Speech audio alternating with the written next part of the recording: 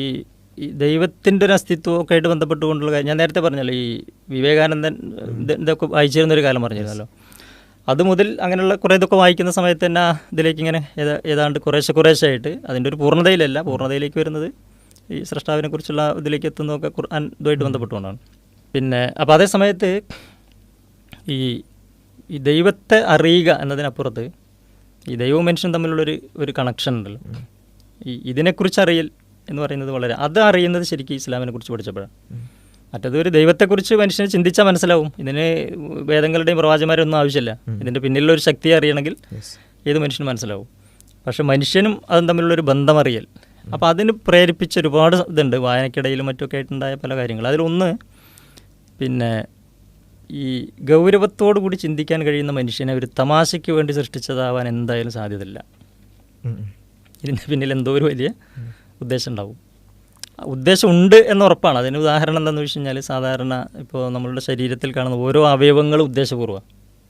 ഇപ്പോൾ കണ്ണുകൾ കാണാനാണ്, കാതുകൾ കേൾക്കാനാണ്, കാലുകൾ നടക്കാൻ, ഓരോന്നിനും ഉദ്ദേശങ്ങളുണ്ട്.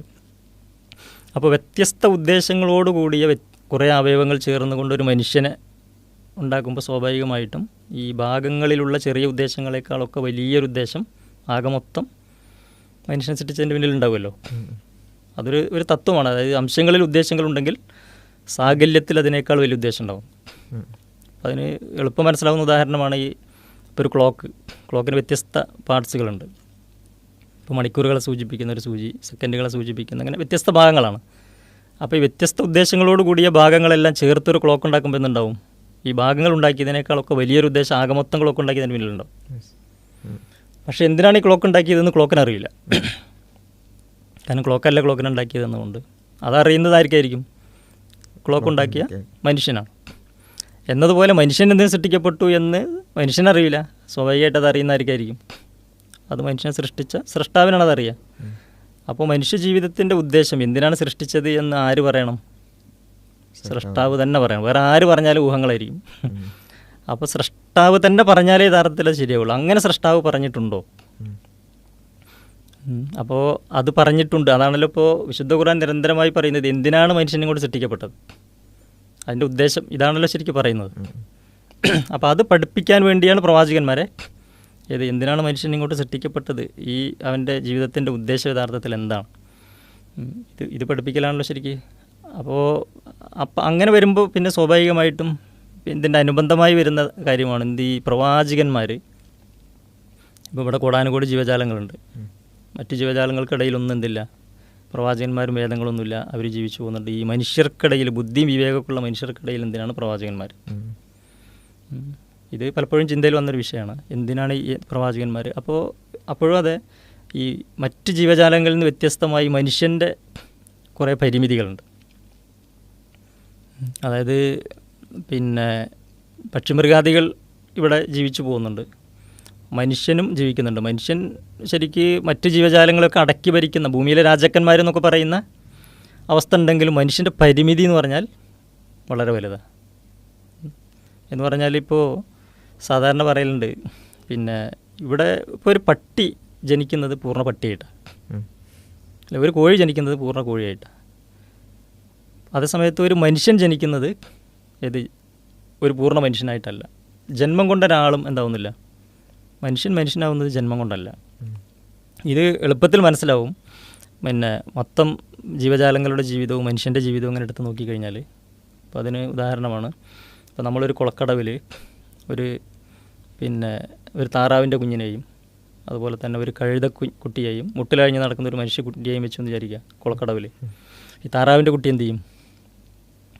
പിന്നെ ആ വെള്ളത്തിലേക്ക് ചാടി നീന്തി തുടിച്ചു പോകും. ഈ കഴുതക്കുട്ടി എന്ത് ചെയ്യും? വെള്ളം കണ്ടാൽ തിരിച്ചു പോരും. മനുഷ്യക്കുട്ടി എന്ത് ചെയ്യും? വെള്ളത്തിൽ ചാടി ചത്തുപോകും. അതിൻ്റെ കാരണം എന്താ വെച്ച് കഴിഞ്ഞാൽ, ഈ താറാവ് കുഞ്ഞിന് ഉള്ളൊരു വിവരം ഉണ്ടല്ലോ, സൃഷ്ടിച്ചപ്പോൾ നൽകപ്പെട്ടൊരു വിവരമുണ്ട് നീന്താനുള്ള. ഇത് ഈ മനുഷ്യക്കുഞ്ഞിനില്ല. അതുപോലെ ആ വെള്ളത്തിൽ ചാടിയാൽ ചത്തുപോകും എന്നുള്ളൊരു വിവരം ആർക്കുണ്ട്? കഴുതക്കുഞ്ഞിനുണ്ട്. പക്ഷേ ഈ മനുഷ്യക്കുഞ്ഞിനത് ഇല്ല. ഇത് മനുഷ്യൻ്റെ ഒരു പരിമിതിയാണ്. ഇത് മാത്രമല്ല, ഇത് ഏത് കാര്യത്തിലും അങ്ങനെ തന്നെ. ഇപ്പോൾ ഒരു പൂച്ചക്കുട്ടിയുടെ മുമ്പിൽ മത്തിത്തലയും സ്വന്തം കാഷ്ടവും വെച്ച് കൊടുത്താൽ ഈ പൂച്ചക്കുട്ടി എന്താ ചെയ്യുക? കാഷ്ടം കഴിക്കില്ലല്ലോ, അതിന് പകരം ഈ മത്തിത്തല തന്നെ കഴിക്കുള്ളൂ. അതേ സമയത്ത് ഒരു മുട്ടിലഴിഞ്ഞ് നടക്കുന്ന ഒരു കുട്ടിയുടെ കുഞ്ഞിൻ്റെ മുമ്പിൽ പിന്നെ സ്വന്തം മലവും കുറച്ച് പലഹാരങ്ങളും വെച്ച് കൊടുത്താൽ പിന്നെ എന്ത് ചെയ്യും? ഇത് രണ്ടും കുട്ടി കുഴച്ചാൽ എന്ത് ചെയ്യും? ഇത് ശരിക്കും ഒരു പട്ടിക്കുട്ടി പോലെ എന്ത് ചെയ്യില്ല, സ്വന്തം കാഷ്ടം കഴിക്കില്ല. പക്ഷെ മനുഷ്യനത് ചെയ്യും. അതിൻ്റെ അർത്ഥം വെച്ചാൽ തുടക്കം മുതൽ തന്നെ ആ സന്ദർഭത്തിൽ മനുഷ്യക്കുട്ടിയോട് പറയണത് മോനെ അല്ലെങ്കിൽ മോളെ അരുത് എന്ന് പറയണം. പക്ഷിമൃഗാദികൾക്ക് ഈ അരുത് എന്നുള്ള കാര്യം നേരത്തെ സൃഷ്ടിച്ചപ്പോൾ തന്നെ പറഞ്ഞു കൊടുത്തിട്ടുണ്ട്. മനുഷ്യന് പക്ഷേ ഈ അരുത് എന്ന കാര്യം അങ്ങനെ പറഞ്ഞിട്ടില്ല. ഇത് വേറെ തന്നെ പഠിപ്പിക്കണം എന്നുള്ളത്. ഈ അരുതുകളാണ് മനുഷ്യനെ യഥാർത്ഥത്തിൽ എന്താക്കുന്നത്? ഈ അരുതായ്മകളിൽ നിന്ന് മാറി നിൽക്കുമ്പോഴാണ് മനുഷ്യൻ യഥാർത്ഥ മനുഷ്യനാവുക. അല്ലെങ്കിൽ സംഭവിക്കുക എന്താ വെച്ച് കഴിഞ്ഞാൽ മനുഷ്യൻ മൃഗാവുകയല്ല ചെയ്യുക. പിന്നെ അതിന് സാധാരണ പറയും, ഇപ്പോൾ നമുക്കറിയാലോ, പിന്നെ കാട്ടിൽ നമ്മൾ നോക്കിക്കഴിഞ്ഞാൽ വിശപ്പടങ്ങിയ ഒരു സിംഹവും രണ്ടാമതൊരു മുയലിനെ വെറുതെ കൊല്ലില്ല, വെറുതെ വേട്ടയാടില്ലല്ലോ അല്ല. വിശപ്പടങ്ങിയ ഒരു പുലിയും രണ്ടാമതൊരു മാനിനെ വെറുതെ വേട്ടയാടി കൊന്നിടുന്ന ഒരവസ്ഥ ഇല്ല. അതേസമയത്ത് മനുഷ്യൻ്റെ അവസ്ഥ അങ്ങനെയല്ല. വെട്ടിപ്പിടിക്കുന്ന പ്രകൃതമാണ് മനുഷ്യൻ്റേത്. എന്ന് മാത്രമല്ല, ഇപ്പോൾ ഈ ഇണചേരൽ എന്ന് പറയുന്ന ഇരതേടലും ഇണചേരലും ഇതൊക്കെ പക്ഷിമൃഗാദികളും മനുഷ്യരിലുണ്ട്. പക്ഷിമൃഗാദികളിൽ അത് നമ്മളെടുത്ത് നോക്കിക്കഴിഞ്ഞാൽ പിന്നെ ഇപ്പോൾ ഒരു ഈച്ചയും അല്ലെങ്കിൽ കുറച്ച് ഈച്ചകൾ കൂടിയിട്ട് ഒരു പെണ്ണീച്ചയെ ബലാത്സംഗം ചെയ്ത് കൊല്ലുന്ന പരിപാടിയില്ല. ഈച്ചകളും ഇല്ല, പൂച്ചകളും ചെയ്യുന്നില്ല. പുലികൾ ഒരു പെൺപുലിയെ ഇവരൊക്കെ പാടെ കൂടി ബലാത്സംഗം ചെയ്ത് കൊല്ലുന്നൊരു പരിപാടി. പക്ഷെ മനുഷ്യനോ എന്ന് പറഞ്ഞാൽ മുലപ്പാൽ മണം പറ്റാത്ത പിഞ്ച് കുഞ്ഞുങ്ങളെ മുതൽ 60 കഴിഞ്ഞ് വൃദ്ധകളെ വരെ എന്ത് ചെയ്യുന്നു? അപ്പോൾ ഇത് മൃഗീയതയല്ല, ശരിക്കും പൈശാചികതയാണ്.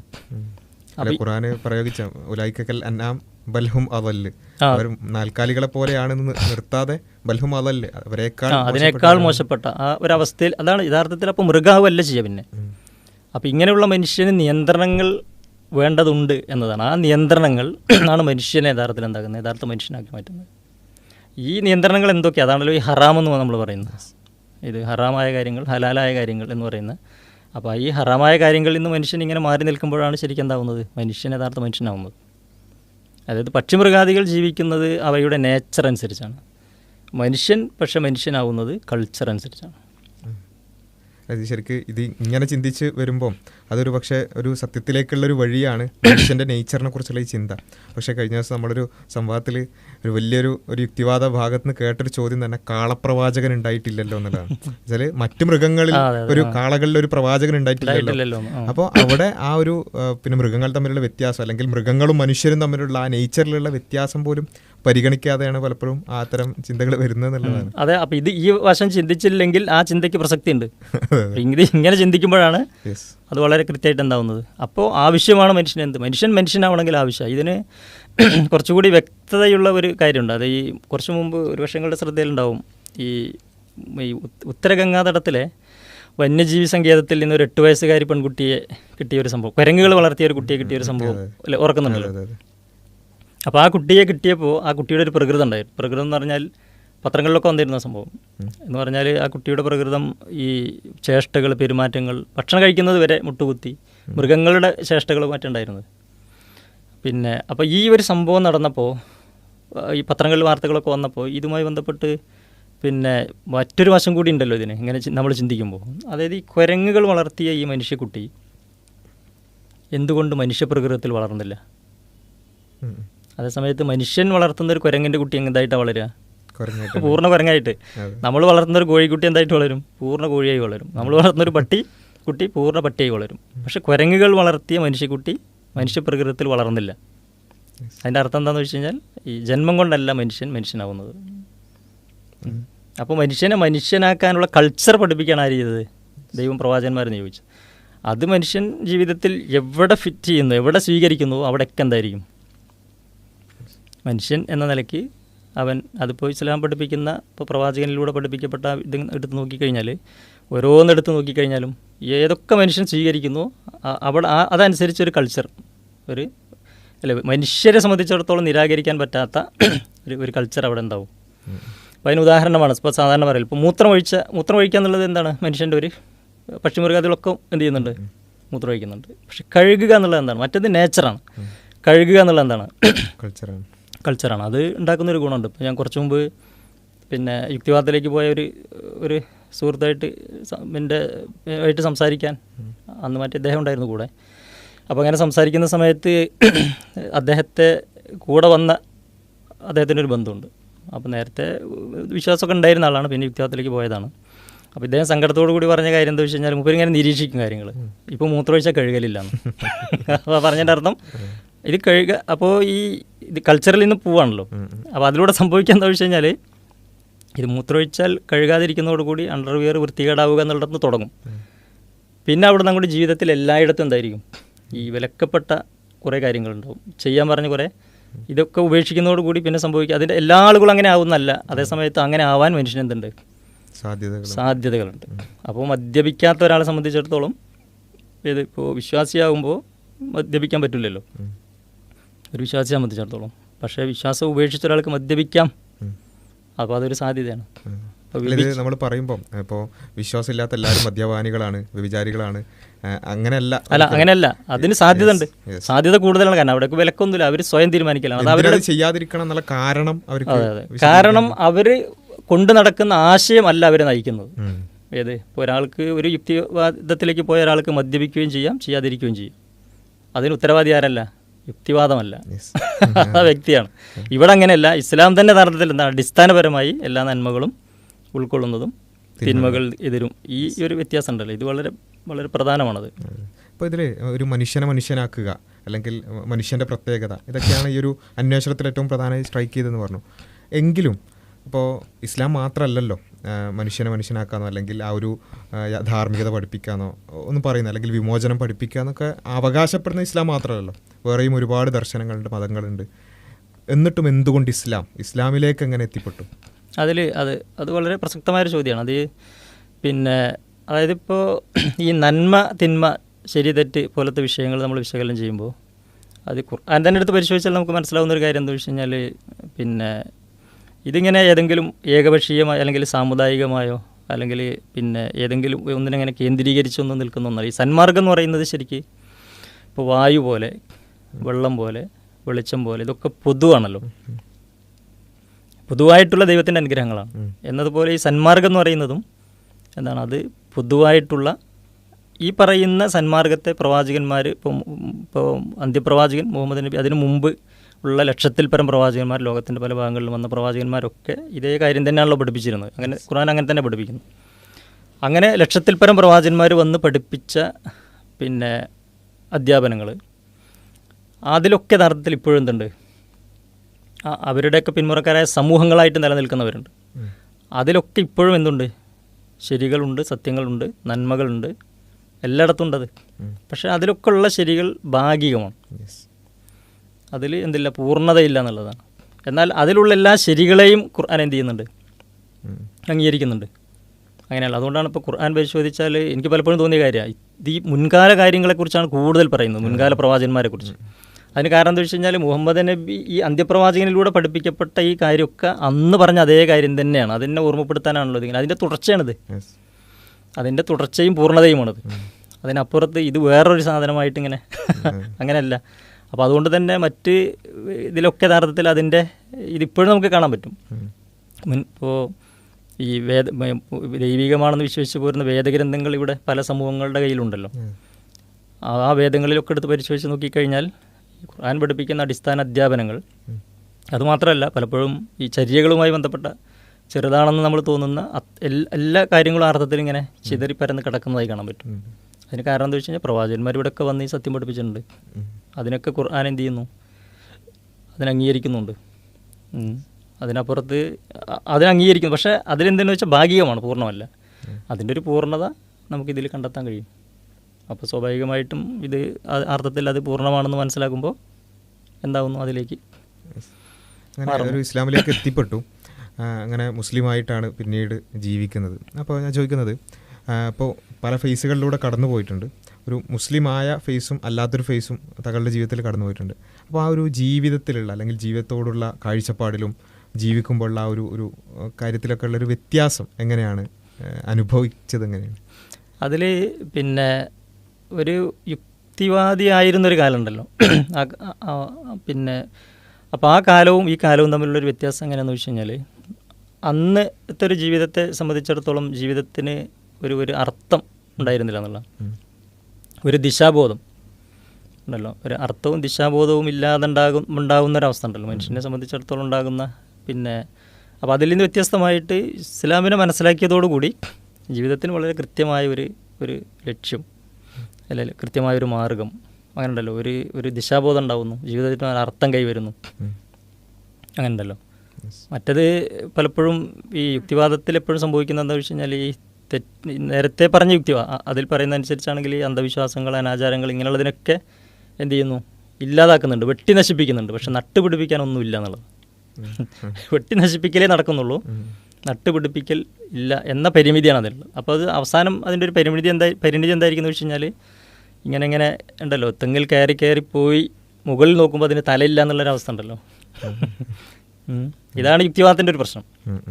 അവസാനം എത്തിപ്പെടുമ്പോൾ അതിന് എന്തുണ്ടാവില്ല എന്ന് വെച്ചാൽ ഒരു കൃത്യമായൊരു ദിശ ജീവിതത്തിന് നൽകാൻ കഴിയാത്ത പരിമിതി. ആ പരിമിതിയിൽ നിന്ന് എന്തായി ഇസ്ലാമിലേക്ക് വരുന്നതോടുകൂടി പിന്നെ വളരെ കൃത്യമായി. അപ്പോൾ ജീവിതത്തിന് വളരെ കൃത്യമായൊരു ലക്ഷ്യമുണ്ട്, അതുപോലെ കൃത്യമായൊരു മാർഗമുണ്ട്.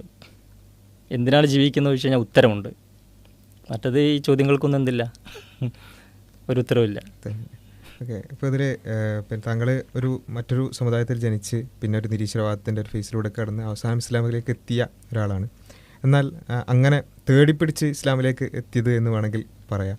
പക്ഷേ ഈവൻ ഒരു മുസ്ലിം കുടുംബത്തിൽ തന്നെ ജനിച്ചിട്ട്, അല്ലെങ്കിൽ ആ നിലക്ക് ഇസ്ലാമിലേക്ക് ജനിക്കുമ്പോൾ തന്നെ മുസ്ലിമായി എന്നൊക്കെ നമ്മൾ പറയുന്ന രൂപത്തിൽ അത്തരത്തിൽ ജനിച്ചിട്ടും ഈയൊരു വെളിച്ചം മനസ്സിലാക്കാനോ അല്ലെങ്കിൽ അതിനെ തിരിച്ചറിയാനോ സാധിക്കാത്ത ആളുകളുമുണ്ട്. അപ്പോൾ ഈയൊരു അത്തരക്കാരെ കാണുമ്പോൾ എന്താണ് തേടിപ്പിടിച്ച് ഇസ്ലാമിലേക്ക് എത്തിയ ഒരാൾ എന്നുള്ള നിലക്ക് എന്താണ് തോന്നുന്നത്?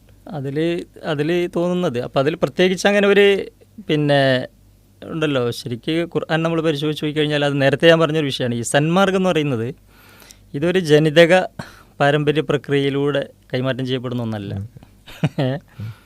ഇത് ശരിക്കും മനുഷ്യൻ പിന്നെ ഉണ്ടല്ലോ കണ്ടെത്തി നിലനിർത്തി പോരേണ്ട ഒന്നാണ്. അതിനപ്പുറത്ത് ജന്മം കൊണ്ടല്ല ഒരാളെന്താവുന്നത്, വിശ്വാസിയാവുന്നത്. അതുകൊണ്ട് ഉദാഹരണം തന്നെ വിശുദ്ധ ഖുർആൻ തന്നെ നമ്മൾ നോക്കിക്കഴിഞ്ഞാൽ പിന്നെ പ്രവാചകന്മാരുടെ ചരിത്രം എങ്ങനെ നോക്കിയാൽ പ്രവാചകന്മാരുടെ കുടുംബങ്ങളിൽ തന്നെ ഇപ്പം നൂഹ് നബി വിശ്വാസിയാണ്, പ്രവാചകനാണ്. പക്ഷെ മകൻ എന്തല്ല, പറയുമ്പോൾ പ്രവാചകൻ്റെ മകനാണ്, ഭാര്യയും എന്തല്ല. അതുപോലെ ഇബ്രാഹിം നബി പ്രവാചകനാണ്, പക്ഷെ പിതാവ്. അതിനർത്ഥം എന്താ വെച്ച് കഴിഞ്ഞാൽ ഈ പാരമ്പര്യമായിട്ടല്ല യഥാർത്ഥത്തിൽ എന്താവുന്നത്. പക്ഷേ ഇന്ന് നമ്മൾ മുസ്ലിം എന്ന് പറയുമ്പോൾ അതിനെ നോക്കിക്കാണുന്നത് ഒരു പാരമ്പര്യ സമുദായത്തെ നോക്കിയിട്ടാണ് മുസ്ലിങ്ങൾ എന്ന് പറയുക. പക്ഷെ വിശുദ്ധ ഖുർആനിൽ ശരിക്കും അങ്ങനെ ഒരു പാരമ്പര്യ സമുദായത്തെ അല്ല യഥാർത്ഥത്തിൽ എന്ത് ചെയ്യുന്നത്. അതുകൊണ്ടാണ് എനിക്ക് വളരെ അത്ഭുതം തോന്നിയ സംഗതിയാണ് ഈ വിശ്വാസികൾക്ക് മാതൃകയായിട്ട് വിശുദ്ധ ഖുർആൻ പറഞ്ഞ 2 വനിതകളുണ്ട്, നിഷേധികൾക്ക് മാതൃകയായിട്ട് പറഞ്ഞ 2 വനിതകളുണ്ട്. ഇത് അടുത്തടുത്ത് തന്നെയാണ് പറയുന്നത്. ഇത് ഭയങ്കര നമ്മളിങ്ങനെ ചിന്തിച്ചു കഴിഞ്ഞാൽ പിന്നെ വലിയ അത്ഭുതം തോന്നുന്ന, അതായത് വിശ്വാസികൾക്ക് മാതൃകയായിട്ട് പറഞ്ഞത് ഇപ്പോൾ പ്രവാചകൻ്റെ കുടുംബത്തിൽപ്പെട്ട ആരുമല്ല. അതിന് പകരം ഒന്ന് യേശു ക്രിസ്തുവിൻ്റെ മാതാവ് മറിയം, ഏത് വിശ്വാസികൾക്ക് മാതൃക ആയിട്ട് പറയുന്നത്. പിന്നൊന്നുള്ളത് ലോകം കണ്ട മഹാ അക്രമികളിൽ ഒരാളായ ഫറോവയുടെ ഭാര്യ, ഏത് വിശ്വാസികൾക്ക് മാതൃക. എന്നാൽ പിന്നെ നിഷേധികൾക്ക് മാതൃക 2 മഹാപ്രവാചകന്മാരുടെ ഭാര്യമാരാണ്. ഒന്ന് ലൂത്ത് നബിയുടെ ഭാര്യ, മറ്റൊന്ന് നൂഹ് നബിയുടെ ഭാര്യ. അപ്പോൾ ഇതിൻ്റെ അർത്ഥം എന്താണെന്ന് വെച്ച് കഴിഞ്ഞാൽ ഈ വിശ്വാസികളെ തിരയേണ്ടത് പ്രവാചകന്മാരുടെ കുടുംബത്തിൽ പോലുമല്ല, അക്രമിയുടെ കൊട്ടാരത്തിലും ഉണ്ടാവാം എന്ന് പറഞ്ഞാൽ അതിൻ്റെ അർത്ഥം സാമുദായികമല്ല ഇതിൻ്റെ. അതിനപ്പുറത്ത് ഇത് ഈ വിശുദ്ധ ഖുർആൻ മുന്നോട്ട് വയ്ക്കുന്ന ഈ വിശ്വാസ സമൂഹം എന്ന് പറയുമ്പോൾ ആരത് അംഗീകരിച്ച് അതിനനുസരിച്ച് ജീവിക്കുന്നു അവരെ അതിൻ്റെ ആളാവുള്ളൂ. അത് ആർക്കും ആവാം, ഏത് സമുദായത്തിൽ പിറന്നവർക്കും അതിൻ്റെ ആളാവാം. ഇപ്പോൾ ഹിന്ദു സമുദായത്തിൽ ജനിച്ച ഒരാൾക്ക് വേണമെങ്കിൽ ഇത് മനസ്സിലാക്കി ഇതിൻ്റെ ആളാവാം, ക്രിസ്ത്യൻ സമുദായത്തിൽ ജനിച്ച ഒരാൾക്ക് വേണമെങ്കിൽ ഇങ്ങനെ ആവാം, മുസ്ലിം സമുദായത്തിൽ ജനിച്ച ഒരാൾക്ക് വേണമെങ്കിലും ആവാം. അതേ സമയത്ത് അറിയാതെ ഇതിൻ്റെ ആളാവുക എന്ന് പറയുന്നൊരു പരിപാടി, അങ്ങനെ ഒരു സംഭവം ഉണ്ടല്ലോ. ഇത് അറിഞ്ഞുകൊണ്ടേ ഒരാൾക്ക് വിശ്വാസിയാവാൻ കഴിയുള്ളൂ, അറിയാതെ ആയി പോവുക, ബൈ ചാൻസ് അങ്ങനെയൊന്നുമില്ല, ബൈ ചോയ്സ്. അപ്പോൾ ഏത് സമുദായത്തിൽ പിറന്നവരാണെങ്കിലും തിരഞ്ഞെടുത്ത് ഇതിൻ്റെ ആളുകളാവുക എന്ന് പറയുന്ന മുസ്ലിം എന്നുള്ള പദത്തിൻ്റെ അർത്ഥം തന്നെ അതാണ്, അനുസരിക്കുന്നവൻ. അപ്പോൾ ഇങ്ങനെ വിശകലനം ചെയ്യുമ്പോൾ ആളുകൾ ഇങ്ങനെ ആയി പോകുന്നത് ഈ ഹക്കും പാത്തലും സത്യാസത്യം വേറെ തിരിയല്ലോ. അത് ഇന്നിപ്പോൾ സമൂഹത്തിൽ നടന്നുകൊണ്ടിരിക്കുന്നത് ഞാൻ മനസ്സിലാക്കുന്ന എന്താ വിഷയം, ലോകതലത്തിൽ തന്നെ ഈ അർത്ഥത്തിൽ ഹക്കും ബാത്തിലും ഇസ്ലാമും ജാഹിലിയത്തും സത്യവും അസത്യവും വേർതിരിയാണ്. ഇത് വേർതിരിയുക സാമുദായിക അടിസ്ഥാനത്തിലല്ല. ആരാണോ സത്യത്തിൻ്റെ പക്ഷത്ത് അവരെ അതിൻ്റെ അളവ്. അത് ഒരു മുസ്ലിം കുടുംബത്തിൽ ജനിച്ചു വന്നതുകൊണ്ടൊന്നും സത്യത്തിൻ്റെ പക്ഷത്താവില്ല.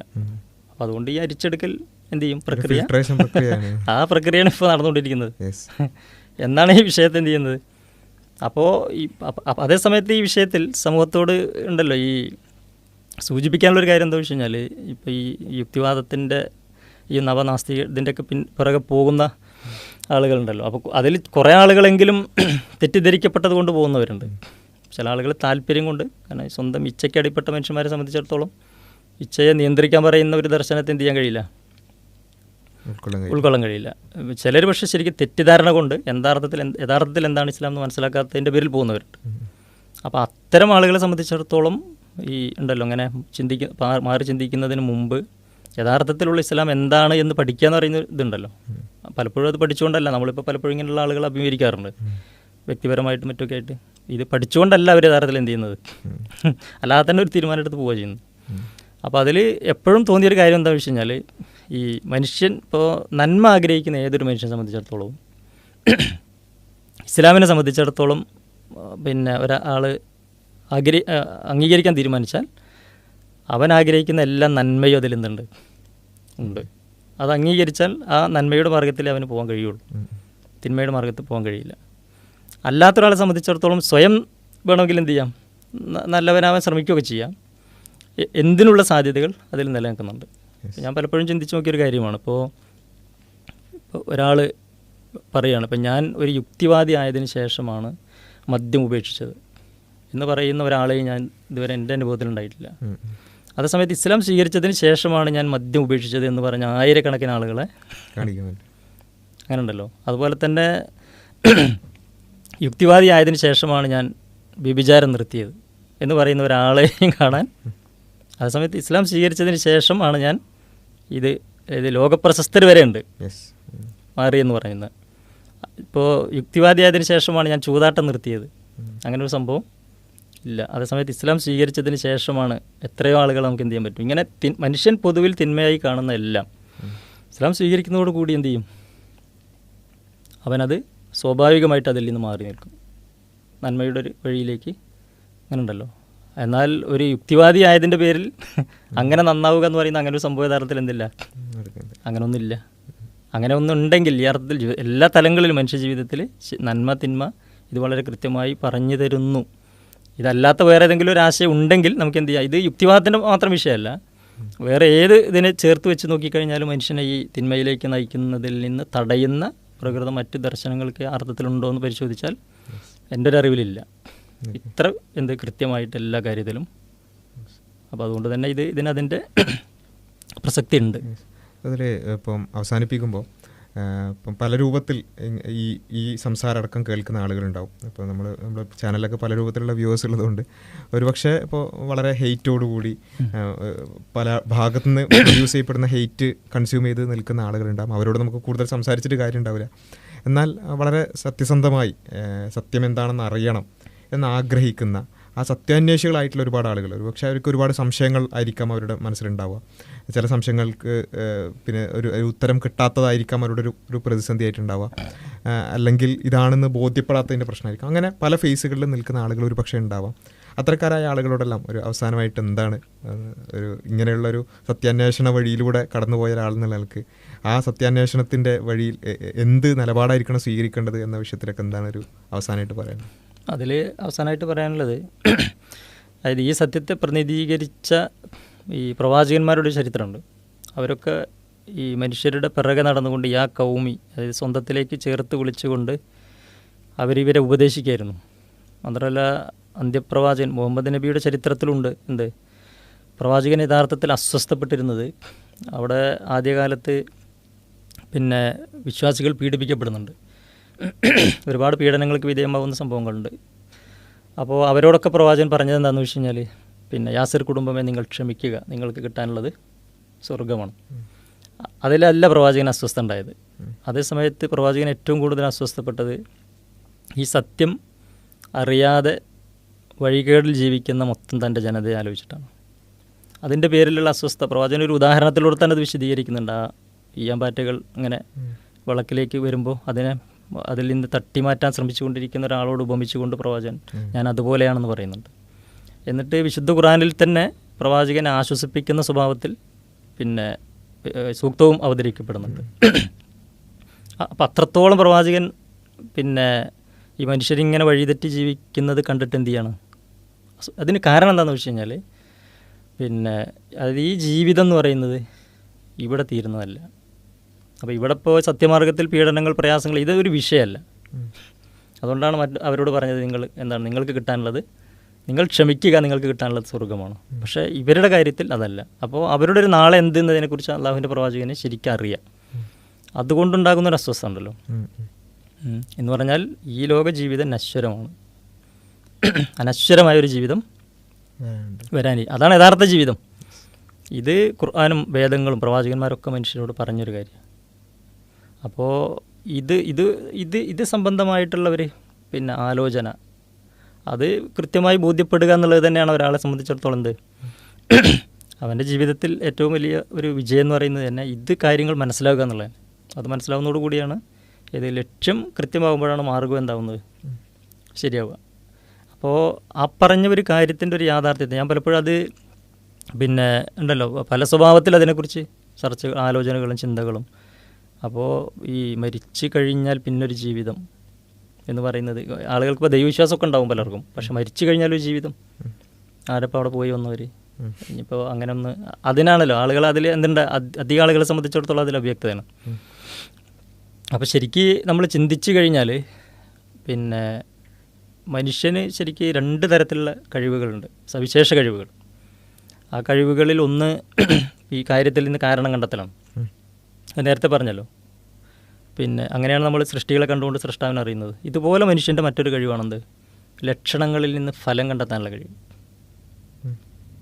അതിപ്പോൾ ആകാശത്ത് കാർമേഘങ്ങൾ ഉരുണ്ട് കൂടുമ്പോൾ ഭൂമിയിൽ മഴ പെയ്യാനുള്ളൊരു സാധ്യത ഇത് മനുഷ്യന് മനസ്സിലാക്കാൻ പറ്റുന്നൊരു. അപ്പോൾ ഇത് വെച്ചുകൊണ്ട് മനുഷ്യൻ ചിന്തിച്ചാൽ പിന്നെ ഈ ലോക ജീവിതത്തെ ശരിക്കും നിരീക്ഷിച്ചാൽ ഇവിടുത്തെ ലക്ഷണങ്ങളൊക്കെ പറയുന്നത് ഈ ലോക ജീവിതം ഇവിടേക്ക് വേണ്ടിയല്ല, വേറൊരു ഘട്ടത്തെ കൂടി കണ്ടുകൊണ്ടാണ് എന്ന് മനസ്സിലാവും. ഏതുപോലെ എന്ന് വെച്ച് കഴിഞ്ഞാൽ ഇവിടുത്തെ ഈ കർമ്മജീവിതം ഉണ്ടല്ലോ, ഇതിന് തൊട്ട് മുമ്പുണ്ടായിരുന്നു കർമ്മരഹിത ജീവിതമായിരുന്നു 10 മാസക്കാലം മാതാവിൻ്റെ ഗർഭാശയത്തിലുള്ള ജീവിതം. ആ ഗർഭാശയത്തിൽ മനുഷ്യൻ സൃഷ്ടിക്കപ്പെടുന്നത് ഗർഭാശയത്തെ മാത്രം കണ്ടുകൊണ്ടല്ല.